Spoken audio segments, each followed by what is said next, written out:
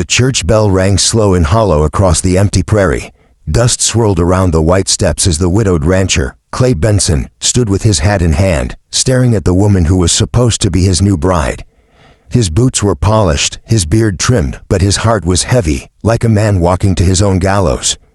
The townsfolk whispered from the pews, a rancher like Clay, rich, quiet, and haunted, wasn't the kind of man folks expected to marry again.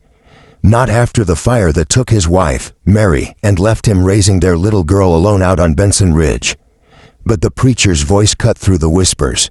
"Do you, Mr. Benson, take this woman, Miss Clara May Hollis, to be your lawful wedded wife?" Clay's jaw flexed. He opened his mouth to speak, but before he could, a small voice broke the silence. "Daddy." The church went still. Little Sarah, standing at the front in her blue dress, had stopped twirling her ribbon and was staring up at the bride with wide, frightened eyes. "Daddy, she looks like Mommy." The crowd turned as one. Clay froze, his pulse pounding in his throat. For a second, he couldn't breathe, because the child wasn't wrong. Clara May stood there, trembling, pale, hands clutching a bouquet of wild daisies, and she did look like Mary. Same chestnut hair, same soft eyes, even the same small scar under her chin, a scar only Clay's wife had borne from the night she'd fallen off her horse years ago. The preacher hesitated, looking between them. The room was thick with the kind of silence that made men uneasy. Clay's hat slipped from his hand and hit the floor. "Sarah," he said softly, "come here, honey." But Sarah didn't move. She just kept staring at the bride. "That's Mommy," she whispered, her voice trembling now. "Daddy, that's Mommy." Clara May's eyes glistened. "No, sweetheart," she said gently, kneeling down, her voice breaking. "I'm not your mama." But Sarah shook her head fiercely. "You sound like her too." Clay took a step back, his throat dry. He'd heard the same thing the moment Clara May first spoke to him at the general store. Her voice had struck him like a ghost's whisper, but he told himself it was just Reef playing tricks. Now, with the whole town watching, it didn't feel like a trick anymore.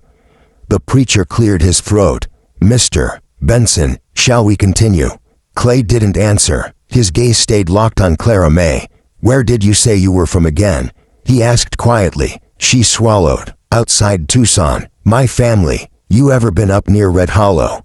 Her eyes darted away. "No, not that I recall." But Clay knew that look. He'd seen it in horses before a storm. And then something cold crawled up his spine. He'd buried Mary himself. He remembered her lifeless body, the smoke from the cabin fire, the way her wedding ring had melted against her hand. He'd never opened that coffin again after the burial. Now his little girl was standing there, trembling, whispering to the woman who looked exactly like her mother. The preacher, nervous, shut his book.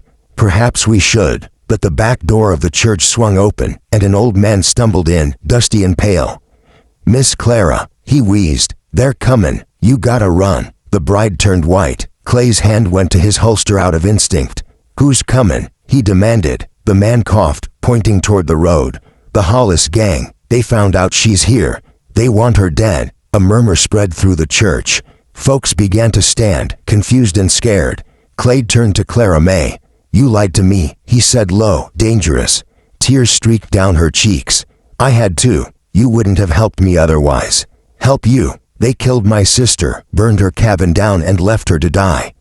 They said I was next, that I'd be buried same way she was." Her voice broke. "My sister's name was Mary Benson." The air went dead still. Clay's gun slipped from his hand and clattered to the floor. "That's impossible," he whispered. She nodded, trembling. "They switched us that night. I tried to save her, but they dragged me out before the fire caught. I woke up miles away, burned, hurt, and everyone thought I was dead.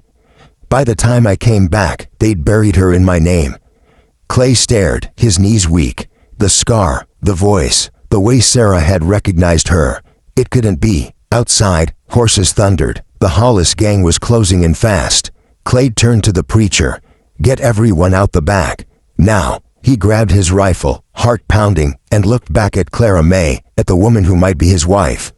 "Mary," he said, his voice cracking for the first time in years. She looked at him through tears. "Clay, I didn't want you to see me like this. They made me hide. I thought I'd lost you both."